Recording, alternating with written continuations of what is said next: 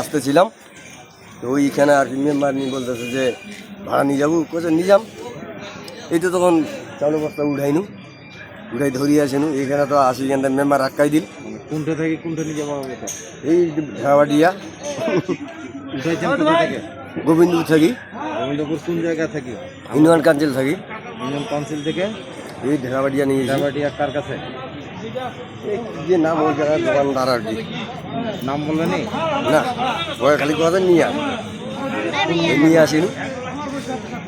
কোন মেম্বার নিয়ে বলছে? মানে নাম নিজামপুরের। কি নাম? কি নাম? আরে জানা কি বলে নাম, আপনি চিনেন? এমনি চিনি। দেখলে চিনতে পারবেন তো?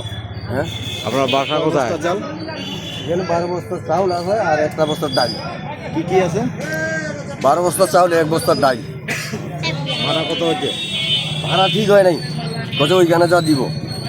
কয়টার সময় উঠেছিলেন এগুলা? এই মাগরিবের টাইমে। মাগরিবের টাইমে। আরেকজন ব্যানার আছে, বাবার নাম? কবির মোহাম্মদ। গ্রাম? হামদ। আচ্ছা, এগুলা কোথা থেকে পাইছিলেন? বোর্ড থাকি পাইছি। কে দিছিল? দীপু নাম্বার। কে?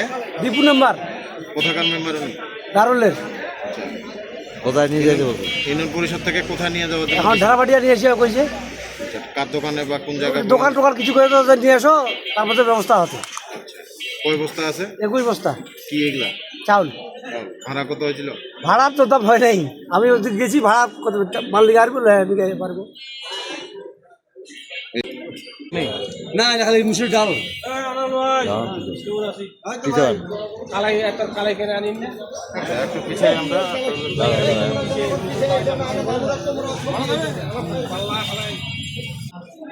ভালো করে গোটা নাম কি? নাম রাশিদুল ইসলাম। বাবার নাম? মফজল। বাড়ি? আহমদ। আমার কোন পরে?